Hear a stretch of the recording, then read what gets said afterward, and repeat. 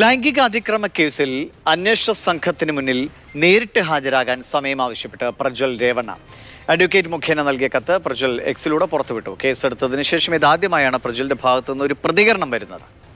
വിനയ് ഉണ്ണി വിവരങ്ങളുമായുണ്ട്. വിനയ്, JDS-ൽ നിന്ന് നടപടി ഉണ്ടായിട്ടുണ്ട്. വലിയ തോതിൽ ഈ തെരഞ്ഞെടുപ്പിനെ തന്നെ സ്വാധീനിക്കാൻ സാധ്യതയുള്ള വിവാദവുമാണോ ഉയർന്നിരിക്കുന്നത്? ഈ ഒരു പ്രതികരണത്തിൽ ഒതുക്കുകയാണോ പ്രജ്വൽ? JDS-ന്റെ ഭാഗത്തുനിന്ന് കൂടുതൽ എന്തെങ്കിലും പറയുന്നുണ്ടോ? ഈ ലൈംഗിക അതിക്രമ കേസ് വിവാദമായതിനു ശേഷം ഇതാദ്യമായാണ് MP പ്രജ്വൽ രേവണ്ണ വിഷയത്തിൽ ഒരു പ്രതികരണമായി രംഗത്തെത്തുന്നത്.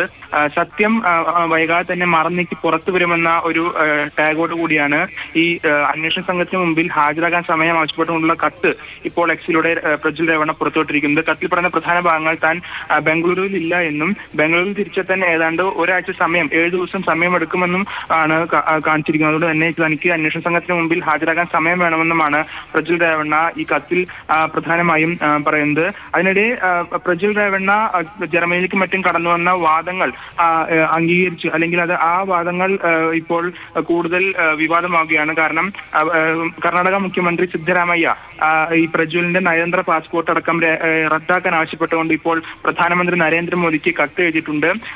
കേന്ദ്ര ആഭ്യന്തര മന്ത്രാലയം, കേന്ദ്ര വിദേശകാര്യ മന്ത്രാലയം എന്നിവ മുൻകൈ എടുത്തുകൊണ്ട് പ്രജ്വലിനെ തിരികെ രാജ്യത്തെത്തിക്കാനുള്ള നടപടികൾ എടുക്കണമെന്നും ഈ കത്തിൽ സിദ്ധരാമയ്യ പ്രധാനമന്ത്രി നരേന്ദ്രമോദിയോട് ആവശ്യപ്പെടുന്നുണ്ട്. എന്തായാലും വിഷയത്തിൽ ആദ്യമായാണ് ഒരു പ്രതികരണവുമായി ഇപ്പോൾ പ്രജ്വൽ രേവണ്ണ രംഗത്തെത്തുന്നത്. അതേസമയം തന്നെ സിദ്ധരാമയ്യയും ഈ വിഷയത്തിൽ പ്രജ്വലിന്റെ പാസ്പോർട്ട് അടക്കം റദ്ദാക്കാൻ ആവശ്യപ്പെട്ടുകൊണ്ട് ഇപ്പോൾ രംഗത്തെത്തിയിട്ടുമുണ്ട്.